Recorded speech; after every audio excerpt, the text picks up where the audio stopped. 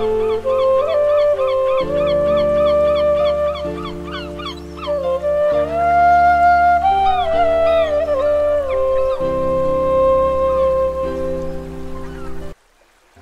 মলার চ্যানেলে আপনাদের স্বাগত। আপনাদের জন্য পড়ছিলাম মানিক বন্দ্যোপাধ্যায় রচিত পদ্মা নদীর মাঝি উপন্যাসটি। আজ পর্বের চতুর্থ পর্ব, আর আপনাদের উৎসাহে বইয়ের বাকি পর্বগুলো দিতে আমাকে শক্তি যোগাবে। তাই সাবস্ক্রাইব, লাইক ও কমেন্ট করে পাশে থাকবেন। ধন্যবাদ।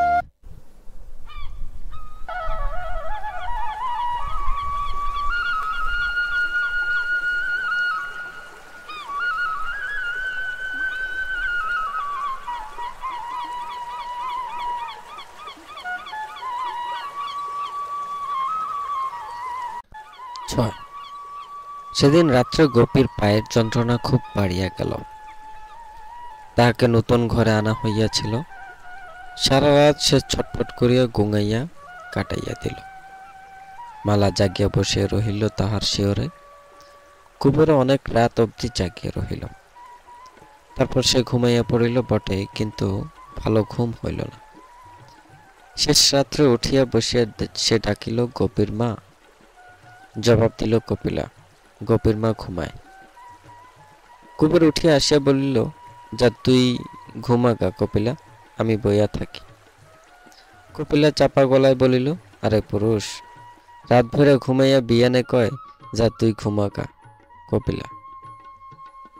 কাউয়ার ডাক পাড়ে শুনছ মাঝি? তাই তো বটে, ফর্সা হইয়া আসিয়াছে যে। চাপ খুলিয়া কুবের বাহির গেল। গণেশের বাড়ি গিয়া ডাকাডাকি করিয়া তুলিল গণেশকে। যুগল কাল বোনের বাড়ি নেমন্তন্ন খাইতে আসিয়া রাত্রে এখানেই ঘুমাইয়াছিল, সেও উঠিয়া আসিল। কুবের বলিল, গণেশ, মাইয়ারে তো হাসপাতালে নেওয়ান লাগে, বড় কাতর মাইয়া, রাত ভৈরা চেঁচাইয়া মরছে। গণেশ বলিল, হ ব কুবির, তামুক খা ব, হাসপাতালে নেওয়ান তো সহজ কথা না। কিবা নিবি যা ভাবছস নি? নাও নিয়া যামু, আবার কিবা। সমস্যার সমাধানে গণেশ খুশি হইয়া বলিল, তবে চিন্তা নাই, যুগইলার নাওখান মিলব আইস। নাও নিয়ে আইসে যুগইলা, নাওখান দিবি নে যুগইলা তোর। যুগল সাগ্রহে নৌকা দিতে সম্মত হইল। বলিল, সেও সঙ্গে যাইবে। খুব বুঝি ফেলিয়াছে গোপীর পাটা, কোথায় চোট লাগিয়াছে? আগে কেন মেয়েকে হাসপাতালে দেয় নাই কুবের? আগে লইয়া যাওয়া উচিত ছিল। যাই হোক, আজ যদি হাসপাতালে লইতেই হয়, দেরি করিয়া লাভ কি? বেলা হইয়া গেলে হাসপাতালে ডাক্তারকে পাওয়া যাইবে না। একটা চওড়া কাঠের তক্তায় শোয়াইয়া ধরাধরি করিয়া গোপীকে নদীর তীরে লইয়া যাওয়া হইল। কাঁথা পালিশ হাতে করিয়া কপিলা গেল সঙ্গে। ইতিমধ্যে জেলে পাড়ার খবর রটিয়ে গিয়েছিল, গ্রামের একটি মেয়েকে হাসপাতালে নেওয়া প্রতিমা বিসর্জনের চেয়ে কম গুরুত্বপূর্ণ বিষয় নয় জেলে পাড়াবাসীদের কাছে। এই ভোরে নদী তীরে একটি ছোটখাটো ভিড় জমিয়ে গিয়েছিল। প্রশ্নের জবাব দিতে দিতে কুবের একেবারে হয়রান। কপিলা আগে নৌকায় উঠিয়া কাঁথাপত্র বিছাইয়া দিল, তারপর গোপীকে তুলিয়া শোয়ানো হইল। যন্ত্রণায় ও ভয়ে গোপীর মুখখানা ফ্যাকাশে হইয়া গিয়াছে। হাসপাতাল, না জানি কি ভয়ঙ্কর সে স্থান, কে জানে সেখানে কি হইবে তাহার। কপিলার একটা হাত গোপীর সবলে আঁকড়াইয়া ধরিয়া রইল। নৌকা খোলা হইবে এমন সময় দেখা গেল রাসু ছুটিয়া আসিতেছে। নদীর তীরে পৌঁছিয়া সে লাফাইয়া নৌকায় উঠিয়া পড়িল। কুবের জিজ্ঞাসা করিল, কিরে রাসু? রাসু হাঁপাইতে হাঁপাইতে বলিল, আমিও যাবো। চলুক, এত বড় নৌকা, স্থানাভাব হইবে না। বেশি লোক সঙ্গে থাকিলে গোপীকে উঠানো নামানো বরং সুবিধাই হইবে। মহকুমা শহর আমিনবাড়ি, সেইখানে সরকারি হাসপাতাল। কেতুপুর হইতে আমিনবাড়ি বেশি দূর নয়, ঘণ্টা তিনেক লাগিতে পৌঁছতে। রাসুর সাথ ছিল গোপীকে ঘাট হইতে হাসপাতাল পর্যন্ত লইয়া যাইতে। সেও কাঁধ দিবে, কিন্তু তার প্রয়োজন হইল না। সকলকে নৌকায় বসিয়া থাকিতে বলিয়া যুগল নামিয়া গেল। তারপর কোথা হইতে যায় খুঁজিয়া পাতিয়া লইয়া আসিল একটা পালকি। যুগল কি কম পাকা লোক? পালকি চাপিয়া গোপী হাসপাতালে গেল। হাসপাতালে তখন রোগীর ভিড় জমিয়াছে। একটা ছোট ছেলের ফোড়া অপারেশন হইতেছিল। কি তাহার তীব্র চিৎকার! গোপী তো দেখিয়া শুনিয়া বিবর্ণ হইয়া গোঙাইতে আরম্ভ করিল। কুবেরের মুখখানাও শুকাইয়া পাংশু হইয়া গিয়াছে। সকলে অল্প বিস্তর ভীত ও সন্ত্রস্ত। শুধু অবিচল আছে রাসু। ময়নাদ্বীপ হইতে পলাইয়া আসিয়া নোয়াখালীর হাসপাতালে সে 15টা দিন কাটাইয়া দিয়াছিল। এ তাহার পরিচিত স্থান। সকলকে সে অভয় দিয়ে বলিতে লাগিল, ভয় নাই, ভয় নাই, সব ঠিক হইয়া যাইবে। সেই ডাক্তারকে গোপীর অবস্থা বলিয়া নামধাম লিখিয়া আসিল। কি গর্ব রাসুর! দেখুক কুবের, কেমন চটপটে পাকা লোক সে, দেখিয়া রাখো। বেলা প্রায় 11টার সময় অবসর করিয়া ডাক্তারবাবু গোপীর পা পরীক্ষা করিলেন। পরীক্ষা করিয়া রোগের সীমা রহিল না ডাক্তারের। রাসুই কিনা বুক ঠুকিয়া কথা বলিতেছিল, তাহাকেই গোপীর অভিভাবক ঠাউরাইয়া ধমক দিয়া ডাক্তার আর কিছুই রাখিলেন না। এতকাল কি করিতেছিলেন? তাহার বসিয়া বসিয়া ঘাস কাটিতেছিল। আগে আনিতে পারে নাই গোপীকে, পা যদি এবার কাটিয়া বাদ দিতে হয়। অপারেশন টেবিলে শুইয়া গোপী কপিলার হাত শক্ত করিয়া ধরিয়াছিল। গোঙাইয়া গোঙাইয়া সে তো কাঁদিতে থাকেই। কপিল মৃদুস্বরে তোলে কান্নার আওয়াজ। তারপর ডাক্তারের ধমকে আচমকা স্তব্ধ হইয়া যায়। পরীক্ষা শেষ করিয়া ডাক্তার বড় ভয়ানক কথা বলিলেন, এখানে রাখিতে হইবে গোপীকে। তবে কথাও তিনি বলিলেন যে রাখা না রাখা গোপীর বাপের খুশি, জোর জবরদস্তি নেই। হাসপাতালের বারান্দায় পরামর্শ সভা বসিল। ডাক্তারের ধমকে রাসু বড় দমিয়া গিয়াছিল। সে আর কথা বলিল না। হয়তো এতক্ষণ গোপীর অবস্থার গুরুত্ব বুঝিয়া মনটাও তার খারাপ হইয়া গিয়া থাকিতে পারে। ঘরের মধ্যে গোপী কাঁদিতে লাগিল, আগো মাসি, আমি থাকুম না, আমারে নিয়া যাও। আর বাহিরে কুবের, গণেশ আর যুগল গম্ভীর মুখে বলা বলি করিতে লাগিল যে এবার কি করা কর্তব্য। পরামর্শ করা একান্ত মিছে। ডাক্তার যে কথা বলিয়াছে তারপর গোপীকে না রাখলে চলিবে না এখানে। তবে তারা অজ্ঞ ভীরু গ্রামবাসী কিনা, দীর্ঘ পরামর্শ ছাড়া কোনো সিদ্ধান্তই তারা করিতে পারে না। গোপীকে মেয়ে ওয়ার্ডে ভর্তি করিয়া দেওয়া হইল। তারপর আর তাহাদের গোপীর কাছে থাকিবার উপায় রহিল না। আবার সেই 4টার সময় আসিয়া মেয়েটার সঙ্গে তাহারা দেখা করিতে পারিবে। গোপী কপিলাকে কিছুতে ছাড়িবে না। কাঁদিয়া কাঁদিয়া সে বলিতে লাগিল, আগো মাসি, নিয়ে যাও, কই থুইয়া যাও আমারে। হাঁটিতে হাঁটিতে তাহারা ফিরিয়া গেল নদীর ধারে। পথে কিনিয়া লইল কিছু চিড়ামুড়ি। এত বেলা অবধি কেহ তাহারা কিছু খায় নাই। নীরবে সকালে জলযোগ শেষ করিল। এবার এবার কি করিবে তাহারা? যুগলে থাকিবার উপায় নাই। নৌকা তাহার ভাড়া হইয়া আছে। সকালবেলায় তাহার দেবীগঞ্জে যাওয়ার কথা ছিল। কুবের এখন গ্রামে ফিরিবে, তো গ্রামের ঘাটে সকলকে নামাইয়া দিয়া যুগল সোজা চলিয়া যাইবে দেবীগঞ্জে। কুবের বলিল, তোমরা যাও, বৈকালে মাইয়াটারে একবার না দেখে আমি যামু না। রাসু বলিল, আমিও থাকি, আই। কুবের বলিল, না রাসু, যা গিয়া তুই। কই থাকুম, কি বৃত্তান্ত ঠিক নেই, তুই থাইকা করবি কি? গণেশ থাকিতে চাহিল। কুবের তাকেও বুঝাই নিবৃত করিল। কপিল অবশ্যই ফিরিয়া যাইবে, তাই তাহার থাকা না থাকার কথাই উঠিল না। কপিলও কিছু বলিল না। কিন্তু কপিলাই শেষ পর্যন্ত নৌকায় উঠিল না। সেও বিকাল পর্যন্ত এখানে থাকিবে। গোপীকে আরেকবার না দেখিয়া গ্রামে কি সে ফিরিতে পারে? আহা, মাসি মাসি বলিয়া মেয়েটা হয়তো কাঁদিয়া মরিতেছে। কেহ তাহাকে টলাইতে পারিল না। কুবের কত বলিল, নিজে সে কোথায় থাকিবে ঠিক নেই। মেয়ে মানুষ সঙ্গে থাকিলে কত হাঙ্গামা, কত অসুবিধা, তাছাড়া লোকে বলিবে কি? কপিলা কোনো কথাই কানে তুলিল না। নৌকা চলিয়া গেল। কুবের মুখ ফিরিয়া দেখিল নদীর বাতাস কপিলাকে স্পষ্ট করিয়াছে। শাড়িখানি মিশিয়ে গিয়াছে অঙ্গে। বেগুনি রঙের শাড়িখানি পরিয়া সে যে আজও পথে বাহির হইয়াছে, এতক্ষণে কুবের তাহা লক্ষ্য করে নাই। এতক্ষণে খেয়াল করিয়া সে যেন কেমন অসন্তোষ বোধ করিল। কপিলাকে লইয়া এখন সে কি করিবে? যাইবে কোথায়? কি মতলব করিয়াছে কপিলা? থাকিবার ওর কি প্রয়োজন ছিল? কি দেখো মাঝি, কি ভাব? কপিলা বলিল, জিজ্ঞানে কাম কি তোর? কুবের বলিল, গোসা করো কেন? ওহ, দেখো জাহাজে আহে। সেইখানে নদী তীরে দাঁড়াইয়া তাহারা চাহিয়া থাকে। চক্রাকারে পাক দিয়া জাহাজ আসিয়া ভিড়ে জেটিতে। কি ভিড় হইয়াছে আজ জাহাজে। আজ পূজা শেষ, আজও দেশ দেশান্তরের মানুষ গৃহে ফিরিতেছে। আর কি অদৃষ্ট কবিরের, মেয়েটাকে আজ এই বিদেশে হাসপাতালে ফেলিয়া রাখিয়া মোড়ের মতো সে দাঁড়াইয়া আছে নদী তীরে। কোথায় যাইবে, কি করিবে ঠিক নাই। ভোঁ দিয়া জাহাজ ছাড়িয়া যায়। নদীর আলোড়িত জল ঢেউ তুলিয়া তীরে আশ্রাইয়া পড়ে। মেয়েটার জন্য এমনই ঢেউ উঠিয়াছে কুবেরের বুকে। হঠাৎ কপিলা বলিল, মাঝি, পয়সা করিয়া আনছ? হ। কত? তা দিয়া কাম কি তোর? আমি কিছু আনছি, লাগলে নিও। কপিলা আসলে গেরো বাঁধা পয়সা দেখাইল। কুবের হা না কিছুই বলিল না। যেটি নির্জন হইয়াছে দেখিয়া খানিক পরে যেটিতে গিয়া ছায়ায় তাহারা বসিয়া রহিল। কুবের তাকায় না কপিলার দিকে। একটার পর একটা বিড়ি ধরাইয়া টানিতে থাকে। মিনিটে মিনিটে বিড়ি খাওয়ার মতোই সে যেন বড় লোক। কেমনে ফিরবা মাঝি? খানিক পরে কপিলা জিজ্ঞাসা করিল। কেডা জানে? যেমন কাণ্ড তোর কপিলা, তোরে নিয়ে কি যে করুম। আমার লাইগা ভাইব না মাঝি। এতক্ষণে কি মনে করে কুবের হাসিল। বড় পোলাপান তুই কপিলা। স্বামী শুইনা কি কইব তোর ভাবছস নি? কোক, তা বই কি।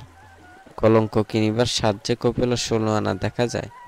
কুবের গম্ভীরভাবে মাথা নাড়ে। এ তো ভালো কথা নয়। এক বাড়িতে যারা বাস করে শুধু দুর্নাম কিনিবার জন্য, এখানে তাদের পড়িয়া থাকিবার কোনো মানে হয় না।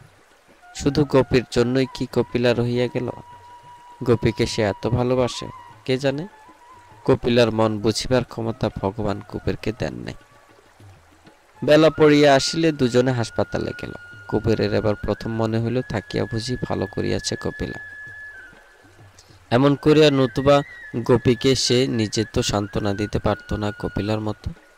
তাছাড়া যে কাণ্ড আজ ডাক্তার করিলেন গোপীকে লইয়া, কপিলা না থাকিলেও বুক বাঁধিয়া সে সময় কে থাকিত গোপীর কাছে। গোপীর হাঁটুর হাড়ি শুধু ভাঙে নাই, মস্ত একটা বাঁশের গোঁজ ঠুকিয়া দিয়াছিল মাংসের মধ্যে। পা ফুলিয়া সেটাকে আড়াল করিয়া ফেলিয়াছে। ডাক্তারের বেলা সেটা টানিয়া বাহির করিলেন। তারপর ভাঙা হাড়টা যতদূর সম্ভব স্বস্থানে বসাইয়া কোমরের কাছ হইতে পা পর্যন্ত কাঠের তক্তা বসাইয়া বাঁধিয়া দিলেন ব্যান্ডেজ। কুবের এসব দেখিল না। বাহিরে বসিয়া সে শুধু গোপীর আর্তনাদ শুনিল। দুজনে যখন তাহারা হাসপাতাল হইতে পথে নামিয়া আসিল, সন্ধ্যা হইতে বেশি বাকি নেই। দূরে বিসর্জনের বাজনা বাজিতেছিল। গ্রামেই এখন তাহাদের ফিরিতে হইবে। এখানে রাত কাটাইবে কোথায়? কাল আবার কুবের আসিয়া গোপীকে দেখিয়া যাইবে।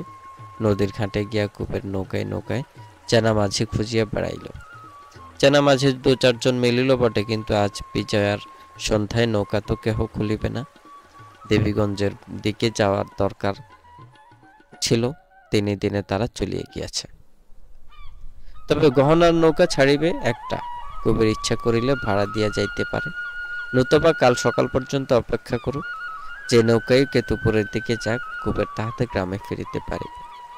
কত নাও যাইবে কাইল, পয়সা দিয়া কেন যাইবা কুবের ভাই বলিয়া পরিচিত মাঝি কুবেরকে নৌকায় রাত্রি যাপন করিতে অনুরোধ করে।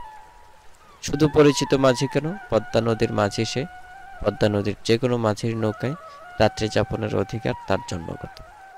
কিন্তু এখানে রাত কাটানোই যে মুশকিল। কপিলার সঙ্গে এখানে রাত কাটাইয়া গিয়া কাল সে গ্রামে মুখ দেখাইবে কি করিয়া? কি বিপদেই কপিলা তাহাকে ফেলিয়াছে। পয়সা দিয়া গহনার নৌকায় যাওয়া ছাড়া উপায় নাই। কত ভাড়া লইবে কে জানে। জিজ্ঞাসা করিতে গহনার নৌকার মাঝি বলে, সোনাখালী হইয়া তীরে তীরে তাহারা দেবীগঞ্জে পৌঁছায়। পদ্মা পার হইয়া কুবেরকে কেতুপুরে তাহারা নামাইয়া দিতে পারিবে না। হাসাইলিয়ার খাল পর্যন্ত তাহারা এই তীর ঘেঁষিয়া চলিবে। কুবের সেখানে নামিতে পারে, ভাড়া মাথা পিছু 3 আনা।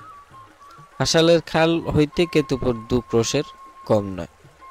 এই রাত্রে অতখানি পথ কপিলা হাঁটিতে পারিবে কিনা সন্দেহ। কুবের জিজ্ঞাসা করে, কি করি কপিলা? কপিলা বলে, না গেলাম মাইস, কাল বিয়েনে গোপীরে দেখিয়া মেলা করুম। থাকুম কই? নাই। তাই কি হয়? ডাকাত না গুন্ডা নৌকার মাঝি কে জানে। কপিলা কি পারে নদীর ঘাটে খোলা নৌকায় শুইয়া থাকিতে? ওই তো ঘাটের হোটেল দেখা যায়, ওখানে একটা ঘর ভাড়া নেওয়া যাক। কি আর করবে কুবের, দরদুস্তর করিয়া 6 আনায় বড় একটা ঘরের একদিকে ছাঁচের বেড়ায় ঘেরা স্থানটুকু ভাড়া করে। দরজা বা ঝাপ কিছুই নেই, ঢুকিবার জন্য একটু ফাঁক রাখিয়া ঘরিয়া দিয়াছে। ঘরের মধ্যে সারি সারি মোটা পাটি পাতা, অতিথিরা রাত্রে শয়ন করিবে।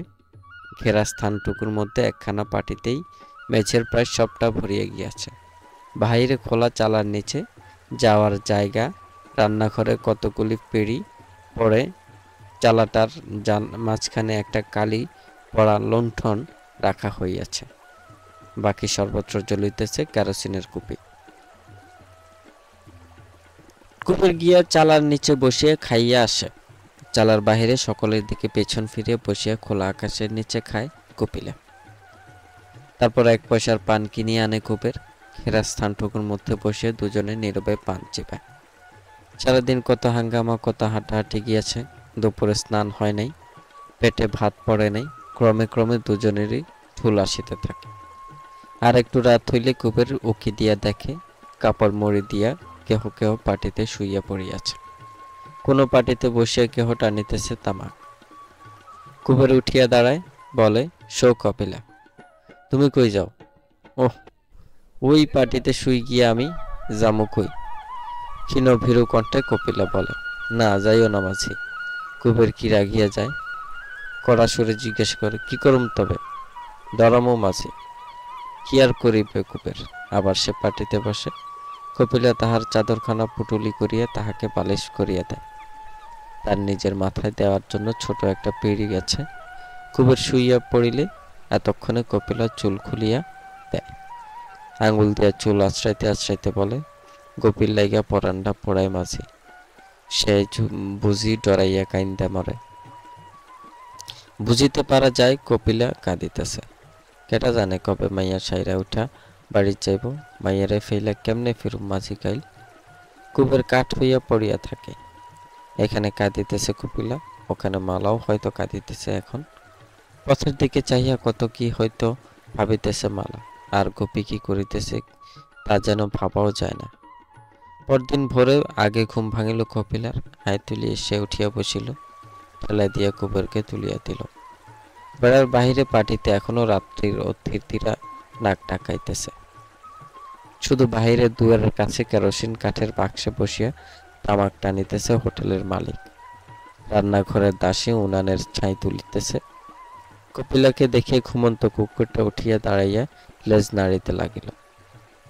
মৃদু মধুর শীত পড়িয়াছে। কুবেরের চাদরখানা পরিয়া কপিলা প্রথমে নদীতে ডুব দিয়ে আসিল, তারপর স্নান করিতে গেল কুবের। কুবের ফিরিয়া আসা পর্যন্ত কপিলা ঘেরা স্থানটুকুর মধ্যে লুকাইয়া রহিল। পুরুষের দৃষ্টিপাতে আজ বড় লজ্জা করিতেছে কপিলার। দিনের আলোয় আজ তার মনে হইতেছে জগৎ শুদ্ধ সকলেই বুঝি জানে, যার পাশে শুইয়া সে রাত কাটাইয়াছে, স্বামী সে তাহার নয়। মুড়ি আর বাতাসা কিনিয়া কুবের ফিরিয়া আসিল। দুমুঠা খাইয়া কপিলা বলিল, আর সে খাইবে না? না খাক, কুবেরের পেটে জায়গা আছে ঢের। ধীরে ধীরে মুড়ি আর বাতাসা শেষ করিয়া সে বলিল, ল যাই হাসপাতাল। তখন সবে রোদ উঠিয়াছে। এত সকালে গোপীর সঙ্গে তাহারা দেখা করিতে পারিল না। 9টা পর্যন্ত হাসপাতালের সামনে বসিয়া থাকিতে হইল। তারপর ঘণ্টাখানেক গোপীর কাছে থাকিয়া তাহাকে অনেক আশ্বাস ও সান্ত্বনা দিয়া ঘাটে ফিরিয়া আসিল। জহরের শালা নুরুলের নৌকা কাঠের বোঝা নামাইয়া দেবীগঞ্জ ফিরিয়া যাইতেছিল। সেই নৌকায় তাহারা উঠিয়া বসিল। গ্রামের ঘাটে নামিয়া কুবের বলিল, সাত ইলিশের মরশুম শেষ হইয়া গেল। ধনঞ্জয়ের 3টি নৌকা ইলিশ মাছ ধরার কাজে লাগানো হইয়াছিল। একটিতে থাকিত সে নিজে, অন্য 2টিতে তার 2 ছেলে। আশ্বিনের ঝড়ে একটি নৌকা ভাঙিয়া গিয়াছে। এবার একটি নৌকা সে রাখিল মাছ ধরার জন্য, অন্যটি লাগানো হইল ভাড়া খাটিবার কাজে। ছেলেরা মাছ ধরিবে, নিজে সে একজন মাঝিকে লইয়া নৌকায় যাবে, বাহিবে। কুবেরকে ধনঞ্জয় পছন্দ করে না। গণেশকে সে তার নৌকার মাঝি হইতে বলিল। কিন্তু গণেশ কিনা বোকা, সে গেল পরামর্শ জিজ্ঞাসা করিতে কুবেরের কাছে। কুবের রাগিয়া বলল, যা যা, খাট গিয়ে আজান খোড়ার নাই। আমার জিজ্ঞাস কেন? আজান খোড়া বেশি আপনার তর। কুবের অনুমোদন না করিলে তাহা হইবার নয়। গণেশ ধনঞ্জয়কে বলিল, আসিল তার নৌকায় একা সে মাঝির কাজ করিবে না। কুবের যদি করে তবে সে করিবে, নতুবা নয়। শুনিয়া ধনঞ্জয় বলিল, যা মর গিয়া তবে 50 জনা মাঝি রাখুম, কলের জাহাজ পাইছস না। গণেশ তাহা জানে না। 4 দিন সে কুবেরের কথায় নির্ভর করিয়া আসিয়াছে। কলের জাহাজ হোক আর ছোট পানসি হোক, কুবের যেখানে নাই গণেশও নাই সেখানে। কুবেরের দাওয়ায় বসিয়ে সে নিশ্চিন্ত মনে তামাক টানিতে লাগিল। আর কুবের গম্ভীর চিন্তিত মুখে ভাবিতে লাগিল, এবার কি করিবে। মাঝিগিরি সে করিবে সন্দেহ নাই, তবু গম্ভীর চিন্তিত মুখে অন্য কিছু করা যায় কি না ভাবিতে কুবের চিরদিন বড় ভালোবাসে। কপিলা চলিয়া যাওয়ার পর ক্রমে ক্রমে কুবেরের অভাব বাড়িয়াছে। ঘরের লক্ষ্মী যেন চলিয়া গিয়েছে কপিলার সঙ্গে। পরিপূর্ণভাবে ক্ষুধার নিবৃত্তি আর হইতেছে না। সময়টা পর্যন্ত পড়িয়াছে খারাপ। জিনিসপত্রের দাম চড়িয়া গিয়াছে। বর্ষার একটা ফসল নষ্ট হইয়াছিল। পাটের কল্যাণে আমন ধানের ফসলও হইয়াছে কম। চাষিদের ঘরে ধান নাই, টাকা নেই, আছে পাট। কুবেরের ঘরে কিছুই নেই। পাটের উপর চাষির অনিশ্চিত মরণ বাঁচন, কুবেরের জীবন ধারণ সুনিশ্চিত মাঝিগিরিতে। সেটা ভালো মতো জুটিতে না। একটা নৌকা যদি কুবেরের থাকিত, পদ্মার ঘাটে ঘাটে তবে সে কুড়াইয়া বেড়াইয়া পারিত জীবিকা নির্বাহ। পরের নৌকায় লগেই ঠেলিতে পাইবার ভরসায় বসিয়া থাকিতে হইত না তাহার। ভোরবেলা এখন নদীর বুকে জড়িয়া থাকে কার্তিকের কুয়াশা। যদিও অগ্রহায়ণ আসিয়া গিয়াছে, জলের তল হইতে মাঠঘাট মাথা তুলিয়াছে। কোথাও রবি শস্যের চারা উকি দিয়াছে, কোথাও সবে শস্য বীজ বপন করা হইতেছে। রাত্রে অল্প অল্প শীত করে কাপড় গায়ে দিতে হয়। কুবেরের মন বড় খারাপ, কিছু ভালো লাগে না। কপি হাসপাতাল হইতে ফিরিয়া আসিয়াছে। ভাঙা হাঁটুটি তাহার শক্ত হইয়া গিয়াছে, সে হাঁটিতে পারে না। ভবিষ্যতে আবার কোথায় হাড় ভাঙিয়া ঠিক করিয়া দিলে খোড়াইয়া খোড়াইয়া হয়তো সে হাঁটিতে পারিবে। চলন তার স্বাভাবিক হইবে না কোনোদিন। যুগলকে জামাই করার আশা আর নাই। মেয়ের বিবাহ দিবার এবং সে উপলক্ষে কিছু টাকা পাইবার ভরসাও লুপ্ত হইয়া গিয়াছে। কি উপায় হইবে গোপীর? রাসু মাঝে মাঝে আসে, বেশ বুঝিতে পারা যায় গোপীর অবস্থা দেখিয়া সে বড়ই দুঃখিত হইয়াছে। গোপীর হাঁটুর ভবিষ্যৎ সম্বন্ধে ডাক্তার কি বলিয়াছে রাসু খোঁটাইয়া খোঁটাইয়া জিজ্ঞাসা করে। একদিন টিপিয়া টুপিয়া নিজেই পরীক্ষা করিয়া দেখিয়ে যায়, কিন্তু সন্তর্পণে সেজে স্পর্শ করে গোপীর হাঁটু। মালা হঠাৎ রাসুকে বড় খাতির করিতে আরম্ভ করিয়াছে। যুগল অবস্থাপন্ন লোক, গোপীর দিকে সে আর ফিরিয়াও চাইবে না। চালচুলাহীন রাসু হয়তো গোপীকে গ্রহণ করিতে পারে। বড় দোটানায় পড়িয়াছে রাসু। আজ সে চাহিলেই গোপীকে পায়, 1 পয়সা পাওনা তাহাকে দিতে হইবে না। কিন্তু সে কি এই গোপীকে চাহিয়াছিল, এই পঙ্গু মেয়েটাকে? খুড়া মালাকে লইয়া কুবের সংসার পাতিয়াছে, অসুখী কুবের নয়। দারিদ্রের প্রেরণে সে কষ্ট পায় বটে, কিন্তু পারিবারিক জীবনটি তাহার কামনা করিবার মতো। গোপীকে লইয়া হয়তো সে এমনই সুখের সংসারই পাতিয়া বসিতে পারিবে। তবু মনটা খুঁতখুত করে রাসুর। খোড়া বউ হয়তো জীবনে কোনোদিন সে উঠিয়া দাঁড়াইতে পারিবে না। যদি পারেও লাঠি ধরিয়া খোড়াইয়া খোড়াইয়া হাঁটিবে। পায়ের পঙ্গুত্বের জন্য দেহের হয়তো তাহার পুষ্টি হইবে না, চিরকাল কুৎসিত দেখাইবে তাহাকে। শেষ পর্যন্ত গোপীর পায়ের অবস্থাটা কি দাঁড়ায় দেখিয়া কর্তব্য নির্ণয় করার জন্য প্রতীক্ষা করাও বিপজ্জনক। হাসপাতালের ডাক্তার যদি পাটিকে ঠিক আগের মতো করিয়া দেয়, বড় মানুষ বাঁচায় ডাক্তার। কত ওষুধ, কত যন্ত্রপাতি ডাক্তারের, একটা ভাঙা পা ঠিক করিয়া দেওয়া তার পক্ষে কঠিন নয়। তখন রাসুকে কি কুবের জামাই করিতে চাইবে? আফসোস করিয়া মরিতে হইবে রাসুকে তখন। সেরা যাইব কয় নাই ডাক্তার? রাসু জিজ্ঞাসা করে। হ, কুবের জবাব দেয়। কিন্তু এ কথা রাসু বিশ্বাস করিতে পারি না।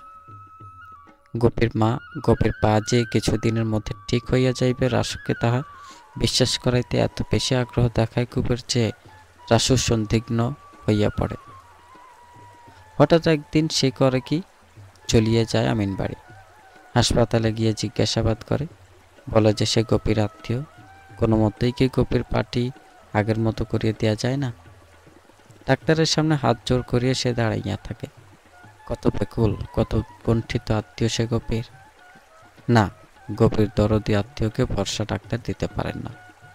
রাসু চিন্তিত মুখে গ্রামে ফিরিয়া আসে। আবার সে দেখিতে পায় গোপীকে। শীতের কুয়াশার মতো ফ্যাকাশে হইয়া গিয়েছে মেয়েটা। শীর্ণ রোগা মুখখানাতে চলচল করিতেছে দুটো চোখ। একটা খুঁড়ো খড়ের পুটুলির উপর ভাঙা পাটি রাখিয়া এলাইয়া পড়িয়া আছে বিছানায়। রাসু মমতা বোধ করে ময়নাদ্বীপে একে একে স্ত্রী পুত্রকে হারাইয়া যে নিষ্ঠুর বেদনায় বুক তাহার দীর্ণ হইয়া গিয়াছিল, তেমন বেদনা লক্ষ্য স্ত্রী পুত্রকে হারাইয়াও আর সে কোনোদিন অনুভব করিবেন। গোপীর ভাঙা পাখানা দেখিলে মনটা শুধু কেমন করিয়া ওঠে। একদিন সকালে হোসেন মিয়া কুবেরের বাড়ি আসল। মৃদু মৃদু হাসিয়া জিজ্ঞেস করিল, কাম মেলে নাই কুবের ভাই? কুবের মাথা নাড়িয়া বলিল, না। হোসেন বলিল, জান দিয়া তোমাকে দরদ করে কেমনে ভালো করুম তোমাকে হুশ তুই কুবের ভাই? কাম করবা আমার লাই? মনে মনে কুবের ভয় পাইল। কি মতলব করিয়াছ হোসেন মিয়া? যাচিয়া কাজ দিতে চায় কেন? হোসেন মিয়ার উপকার গ্রহণ করিলে শেষ পর্যন্ত মঙ্গল নাই, কুবের তাহা ভালো করিয়াই জানে। কোন স্বার্থ সাধিবার জন্য কবে কাকে হোসেন মিয়ার প্রয়োজন হয় তাই শুধু কেহ জানিতে পারে না। কুবের একবার ভাবিল, না, হোসেন মিয়ার নৌকায় সে কাজ করিবে না। কিন্তু এই কথা বলা যায় না। লোকটার মৃদু হাসি ভরা মুখের দিকে চাহিয়া যত ভয় করে কুবেরের, সে ভয়ের তাড়নাতে ওকেই যেন জড়াইয়া ধরিবার প্রয়োজন তত বাড়ে। তাছাড়া আজ পর্যন্ত ক্ষতি সে কিছুই তাহার করে নাই, বরং উপকার করিয়াছে অনেক। কুবের জোর করিয়া আগ্রহ দেখাইয়া বলিল, হোসেন মিয়ার নৌকায় কাজ পাইলে সে বর্তিয়া যায়। সেজন্য জানিত না কুবের রাজি হইবে। এমনই ভাবে হোসেন খুশি হইয়া গেল। মানুষ বশ করার কত কায়দাই লোকটা জানে। কি কাজ করিতে হইবে কুবেরকে, কি সে পাইবে, এসব কথা কিছুই উঠিল না। হোসেন শুধু বলিল, মাঝে মাঝে 10-15 দিনের জন্য কুবেরকে বাড়িঘর ছাড়িয়া যাইতে হইবে পদ্মার দূরতম বন্দরে, যেখানে যেখানে হোসেন মিয়ার বাণিজ্য আছে। কিসের বাণিজ্য হোসেন মিয়ার? কে তা জানে? কে সে প্রশ্ন করিবে? কুবের শুধু সায় দিয়ে গেল, আর আপত্তি নেই। সপরিবারে ময়নাদ্বীপ যাওয়া ছাড়া যেখানে যাইতে বলুক কুবের সেইখানে যাইবে, যা করিতে বলুক তাই করিবে। প্রতিদিনের জীবিকা পাইলেই হইল। গণেশের কথাটা কুবেরের মনে পড়িতেছিল। তার জন্য ধনঞ্জয়ের নৌকায় আকাশে কাজ নেয় নাই। আজ গণেশকে ফেলে হোসেন মিয়ার নৌকায় কাজ নেওয়া তার কি উচিত হইবে?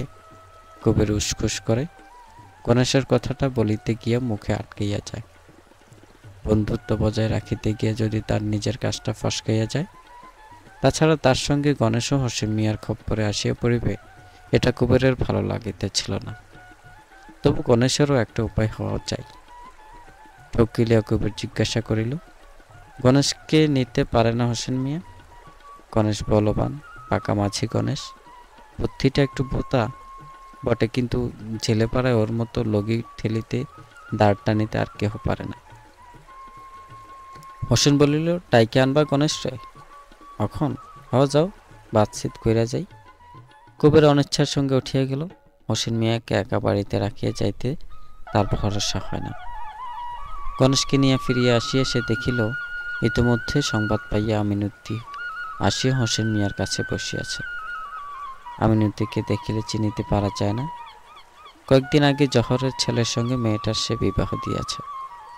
স্ত্রী পুত্রের অপমৃত্যুর পর এমন তাড়াতাড়ি মেয়ের বিবাহ দিতে সকলে তাহাকে বারণ করিয়াছিল। কারো কথা সে শুনে নাই। যেটুকু বন্ধন ছিল তাও সে অধীর হইয়া চুকাইয়া ফেলিয়াছে। এবার সে কি করিবে সেই জানে। কুবেরকে দেখিয়া আমিনুদ্দি বলিল, ময়নাদ্বীপে জামু গিয়া কুবির কাইজা মনে থুইও না, কসুর মাপ কইরা পাই। ময়নাদ্বীপে যাবা? কেন? কই যামু না তো। কুবের ও গণেশ অভিভূত হইয়া আমিনুদ্দির দিকে চাইয়া রইল। সকলকে হারাইয়া রাসু একদিন ময়নাদ্বীপ হইতে ফিরিয়া আসিয়াছিল। এখানে সকলকে হারাইয়া আমিনুদ্দি আজ ময়নাদ্বীপে যাইতেছে। আমিনুদ্দিকে ওখানে নেয়ার জন্য হোসেন অনেকদিন হইতে চেষ্টা করিতেছিল। এতদিনে তাহার মনস্কামনা পূর্ণ হইল। হোসেন মিয়ার কোনো ইচ্ছা কি অপূর্ণ থাকিবার নয়? ভয়ে তাহার হোসেন মিয়ার দিকে তাকাইতে পারে না। মনে হয় আশ্বিনের ঝড় নয়, হোসেন মিয়াই আম গাছ ফেলিয়া আমিনুদ্দির কুঠিরখানি চূর্ণ করিয়া দিয়াছিল। লোকে যে বলে কোনো কোনো মানুষের ভূত প্রেতের উপর কর্তৃত্ব থাকে, হোসেনেরও তাই আছে কিনা কে জানে। একদিন রাত্রে সে যে হোসেন মিয়ার পকেট হইতে পয়সা চুরি করিয়াছিল, সে কথা মনে করিয়া কুবেরের বুকের মধ্যে ঠিপ ঠিপ করতে থাকে। এমন অলৌকিক শক্তি যার, সে কি টের পায় নাই চুরির কথা? ঘরের চালা হয়তো নয়, হয়তো হোসেনের পোষমানা অন্ধকারের অশরীর শক্তি সেদিন কবির হাঁটু ভাঙিয়ে দিয়েছিল। বাড়ি ছিল না বলিয়াই কুবের সেদিন বাঁচিয়ে গিয়াছিল নিজে। মেঘলা অমাবস্যার অন্ধকারের মতো অতল কুসংস্কার না রাখাইয়া কিছুক্ষণের জন্য কুবেরের মনকে আচ্ছন্ন করিয়া রাখে। খানিক পরও আমিনুদ্দি উঠিয়া গেল। তখন হোসেন কুবের ও গণেশকে বুঝাইবার চেষ্টা করিল, ময়নাদ্বীপে গিয়া মঙ্গলই হইবে আমিনুদ্দির। এখানে শোকে দুঃখে কাতর হইয়া থাকিবে লোকটা, তার চেয়ে সেখানে গিয়া আবার বিবাহাদি করিয়া ঘর সংসার করা কি ভালো হইবে না ওর পক্ষে? ময়নাদেব কি সেরকম আছে এখন? জঙ্গল সাফ হইয়া এখন সেখানে নগর বসিয়াছে। হোসেন মিয়া চলিয়া গেল। গেলে গণেশ ও কুবের বসিয়া বসিয়া অনেকক্ষণ গল্প করিল। ভবিষ্যতের সব জল্পনা কল্পনা। চাকরি পাইয়া দুজনেই খুশি হইয়াছে। দেনা পাওনার ব্যাপারে হোসেন মিয়া কৃপণ নয়। কোথায় কোথায় যাইতে হইবে, লোকে ঠেলা ছাড়া আর কি তাদের দিয়ে হোসেন মিয়া করাইয়া লইবে, এখন শুধু তাই তাদের ভাবনা। কয়েকদিন পর হোসেন মিয়ার আহ্বান আসিল। কুবের গণেশ সকাল সকাল খাইয়া নদীর ঘাটে গেল। ঘাটে হোসেন মিয়ার বড় একটি পানসিরা বাঁধা ছিল। নৌকায় আরো দুজন মাঝি আছে, তারাও হিন্দু। হোসেন মিয়ার ব্যবস্থা ভালো। একই নৌকায় হিন্দু মুসলমান মাঝি থাকিলে তাহাদের রান্না খাওয়ার অসুবিধা হয়। সে তাই তার তিনটি নৌকার দুটিতে শুধু মুসলমান মাঝি রাখিয়াছে, আর এই নৌকাটিতে রাখিয়াছে হিন্দু মাঝি। অন্য মাঝি দুজনের নাম শম্ভু ও বকা। তখন নদীতে কিছু কিছু কুয়াশা ছিল। সকলকে দাঁড় ধরিতে বলিয়া হোসেন নিজে হাল ধরিয়া বসিল। নৌকা চলিল দেবীগঞ্জের দিকে। দেবীগঞ্জে হোসেন নামিয়া গেল। ঘণ্টাখানেক পরে ফিরিয়া আসিয়া কবিরকে সে রাখিল কাছে। বলিল, কলকাতা হইতে বিড়ি চালান আসিয়াছে, নৌকায় আমিন বাড়ি পৌঁছিয়া দিতে হইবে। সেখানে গিরিধারী সাহারা গদিতে খবর দিলে তাহারা মাল নামাইয়া লইয়া যাইবে। তারপর কুবের নৌকা লইয়া ফিরিয়া আসিবে কেতুপুরে। দ্বিতীয় আদেশ পাওয়া পর্যন্ত নৌকা কেতুপুরে বাঁধা থাকিবে। সকলকে সঙ্গে করিয়া হোসেন রেলের মাল গুদামে গেল। টাকা দিয়া মাল খালাস করিয়া আর সে কথা বলিল না। কুবেরের হাতে তিনটি টাকা দিয়া যেটিতে সে যে স্টিমারটি বাঁধা ছিল সোজাসুজি তাহাতে গিয়া উঠিল। হোসেন মুখে বলিয়া যায় নাই, তবু কাহারও বুঝিতে বাকি থাকে নাই যে সমস্ত ভার সে দিয়া গেছে কুবেরকে। কুবেরই সব ব্যবস্থা করিবে। কুবের প্রথমটা একেবারে অভিভূত হইয়া গেল। একই সম্মান তার, একই সৌভাগ্য। এত বড় একটা নৌকা, তিনজন জবরদস্ত মাঝি, 300-400 টাকার মাল, এই সমস্তের উপর কর্তৃত্বের অধিকার তাহার একার। সকলের রাহাত খরচের টাকা পর্যন্ত হোসেন মিয়া তাহার জিম্মা করিয়া দিয়া গিয়াছে। মাল তুলিতে বলিয়া গিয়া কুবেরের মুখে কথা আটকাইয়া গেল।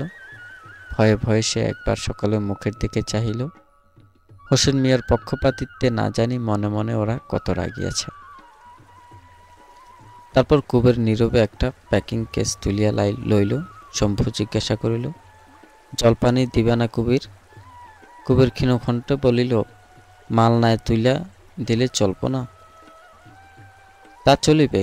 ধীরে সুস্থে তাহারা বিড়ির কেসগুলি নৌকায় তুলিতে লাগিল। কাজে কারো যেন গা নাই।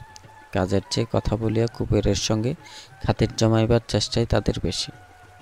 এক প্রস্থ মাল রাখিয়া আসিয়া বগা কুবেরের কাছে একটা বিড়ি দাবি করিয়া বসিল। ওদের দেখা দেখি গণেশও যেন গা ছাড়িয়া দিয়াছে। কুবেরের মনে মনে বিরক্ত হইয়া উঠিল, কিন্তু মুখে কিছু বলিতে সাহস পাইল না। মাল বোঝাই হইলে কুবের চিড়াগুড়া কিনিয়া দিল সকলকে।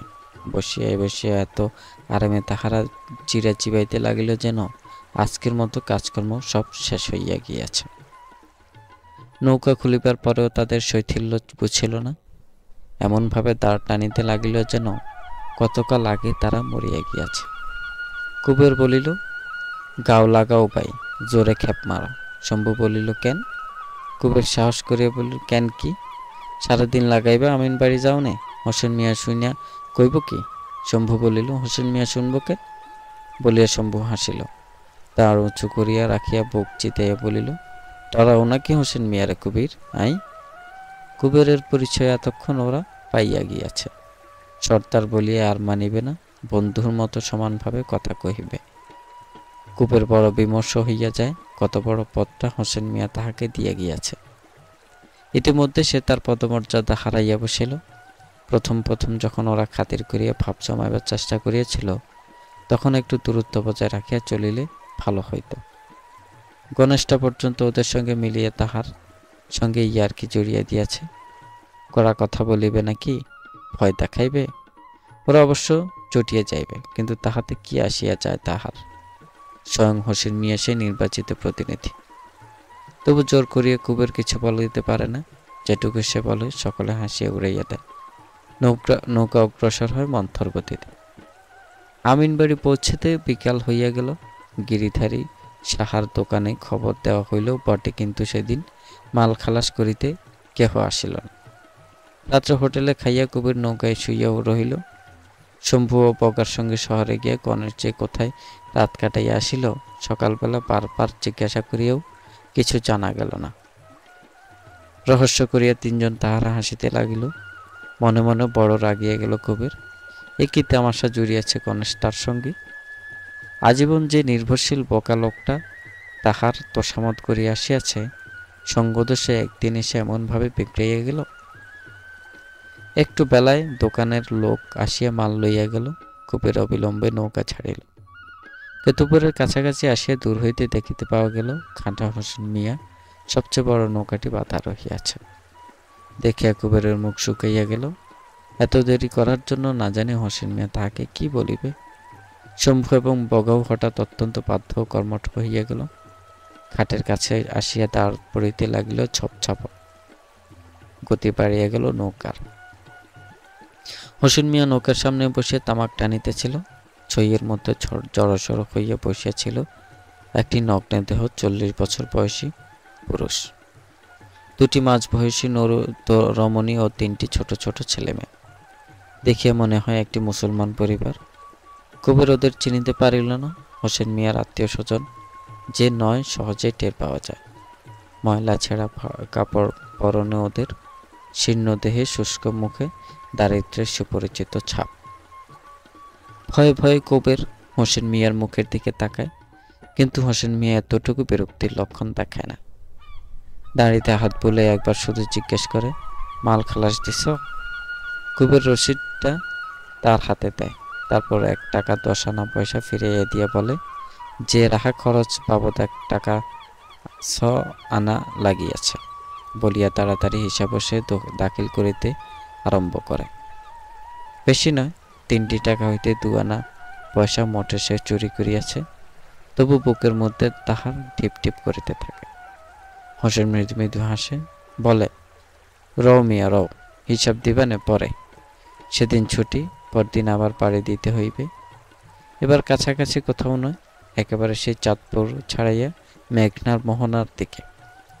গন্তব্যস্থানটি ঠিক কোথায় হোসেন ভাঙিয়া বলিল না। কুবেরের প্রশ্নে মৃদু মৃদু হাসিয়া জবাব দিল, ব্যস্ততা কিসের? চাঁদপুর গিয়া কুবের নোঙর ফেলুক, ঠিক সময় সেখানে হাজির হইয়া হোসেন মিয়া স্বয়ং নৌকার ভার নিবে, বলিয়া দিবে কোন পথে চলিবে নৌকা, কোথায় গিয়া শেষ হইবে যাত্রা। এবার মাল নয়, মানুষ যাত্রী। হোসেনের নৌকায় যে মুসলমান পরিবারটি আসিয়াছে তারা। কুবের ও গণেশ কতদিনে বাড়ি ফিরিতে পারিবে বলা যায় না। বাড়িতে খরচ করিয়া যাওয়ার জন্য হোসেন দুজনকে 5টি করিয়া টাকা দিল। বাড়ির পথে গণেশের সঙ্গে কুবের কথা বলিল না, বড় সে চটিয়াছে গণেশের উপর। গণেশ সঙ্গে সঙ্গে চলে, এ কথা সে কথা বলে।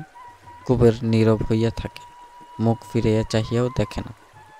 গণেশের কিনা মোটা বুদ্ধি, কুবের যে রাগিয়াছে এটা সে টের পাইল না। একেবারে বাড়ির কাছাকাছি গিয়া টের পাইবা মাত্র সে বিবর্ণ হইয়া বলিল, কোষা করছো নাকি কুবেরদা? কুবের বলে, যা যা বাড়ির যা, বাজে বকস কেন? বলিয়া সে হন হন করিয়া আগাইয়া গেল। গণেশ খোদার তাড়নায় তখনকার মতো বাড়ি গেল বটে। ভাতটি খাইয়া সে আবার হাজির হইল কুবেরের বাড়িতে। কুবের কথা কয় না, চাহিয়াও দেখে না। গণেশ ভাবিয়া চিন্তিয়া তামাক সাজিয়া নিজে দুটো একটা টান দিয়েই কুবেরের দিকে বাড়াইয়া দিল। বলিল, ধর কুবেরদা। কুবের হুকা গ্রহণ করিল, তবু সে কথা বলিল না। বিপদে পড়িয়া গণেশ প্রায় কাঁদো কাঁদো হইয়া বলিল, কি বা করো কুবেরদা? আই চামু গিয়া কইলাম, আর আমু না। তখন তাহাকে ক্ষমা করিয়া কুবের জিজ্ঞাসা করিল, কাল রাতে ছিলি কই? প্রশ্ন শুনিয়া গণেশ হাসিয়া ফেলিল, ফিস ফিস করিয়া বলিল, বেকামাইয়া কুবেরদা, কি বা গীত কয়? বলিয়া সে গুনগুন করিয়া গান ধরিল। পীড়িত কইরা জইলা মলাম সই, আলো সই, আউন জাউন সমান সোনার, জৌলা চুকা দই, আলো সই, থাকলি ঘরে সেশন কেমন, ঠেকির তলে চিরা যেমন, বিদেশ গেলিয়ে মনের পরন, ফাইজা করে খই, আলো সই।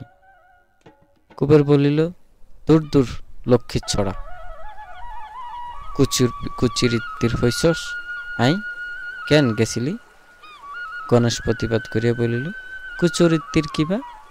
গীত শুননের দোষ নাই, ঠিক বেড়ার আড়ালে মালা বুঝি শুনিতেছিল। ডাকিয়া বলিল, আবার কও গীতখানা, শুনছ মাঝি, আবার কও। কুবের ধমক দিয়ে বলিল, চুপ থাক, গীত শুইনা কাম নাই। খানিক পরে চাঁদপুর যাত্রার কথা উঠিল। আড়াল ছাড়িয়া হাতে ভরে ঘষিয়া ঘষিয়া মালা এবার আসিল কাছে। মুসলমান পরিবারটিকে হোসেন মিয়া কোথায় লইয়া যাইবে অনুমান করিতে কারো বাকি থাকে নাই। কে জানে কোন গ্রাম হইতে ওদের হোসেন সংগ্রহ করিয়া আনিয়াছে। কেহ কুপরামর্শ দিবে ভাবিয়া নৌকা হইতে ওদের সেই গ্রামে নামিতে পর্যন্ত দেয়নি। মানুষটি সহজ নয় হোসেন মিয়া। মরুক, তাদের কি? তারা মাঝি, পয়সা দিয়া যে লগি ঠেলিতে বলিবে তারই হুকুম মানিয়ে নৌকা ভাসাইবে পদ্মায়। মানুষ না মাল কি আছে নৌকায় তাদের ভাবিবার প্রয়োজন নেই। বিকেলের দিকে গণেশের খোঁজে উলুপি আসিল। বলিল, যুগল আসিয়াছে? কি খবর যুগলের? 7 দিন পরে তাহার বিবাহ। 4 কোটি টাকা পণ দিয়া সোনাখালীর এক রূপসী কন্যাকে সে ঘরে আনিতেছে। ভালো কথা, আনুক। কুবেরের কি? আশ্বিনের ঝড়ে সব আশা ভরসা তাহার উড়িয়া গিয়াছে। 4 কোটি টাকা, 4 কোটি টাকার ভাগ্যই যদি তার থাকিবে, পরের নৌকায় মাছ ধরিয়া লগি ঠেলিয়া সে মরিবে কেন আজীবন? উলুপি আফসোস করিয়া বলে, যে কপাল গভীর, 1 বছর সবুর সহিল না মেয়ের, ঠ্যাং ভাঙিয়া খোড়া হইয়া রইল। কত পাপ করিয়াছিল আর জন্মে কে জানে। কুবের বলিল, কেন যুগইলা বিনা মানুষ নাই দেশে? উলুপি মুখে একটা অদ্ভুত শব্দ করে বলিল, কেটা নিব খোড়া মাইয়ারে? কুবের ক্রুব্ধ দৃষ্টিতে উলুপির দিকে চাহিল, কিছু বলিল না। রাত্রে সেদিন হঠাৎ আবার গোপীর হাঁটু ব্যথা করিতে লাগিল। মেয়ে কি সহজে নিষ্কৃতি দিবে সকলকে? ওর যে কুক্ষণে জন্ম হইয়াছে। ভোর ভোর কুবের যখন বাড়ির বাহির হইল, গোপী যাতনায় কাঁদিতেছে। বসিয়া থাকিবার উপায় কুবেরের ছিল না। বেলা হইলে তামাক পাতা নিয়া গোপীর হাঁটুতে জড়াইয়া বাঁধিয়া দিতে বলিয়া পথে গণেশকে হাঁক দিয়া বিরশ্চিত্তে সে নদী তীরে চলে গেল। তখন হোসেন ঘাটে আসে নাই। শম্ভু ও বগা সদ্য ঘুম হইতে উঠিয়া হাই তুলিতেছে। ছইয়ের মধ্যে মুসলমান পরিবারটি তেমনি জড়সড় হইয়া বসিয়া আছে। রাত্রে কি ওরা ঘুমায় নাই? আগাগোড়া চাদর মুড়ি দিয়া আর একজনকে বসিয়া আছে নৌকায়। কাপড়ের পুটলিটা রাখিতে নৌকায় উঠিয়া কুবের তাহাকে চিনিতে পারিল। আমিনুদ্দি। আমাকে লগে যাইবে নাকি আমিনুদ্দি ভাই? কুবের জিজ্ঞাসা করিল। হ। মাইয়া কান্দে না?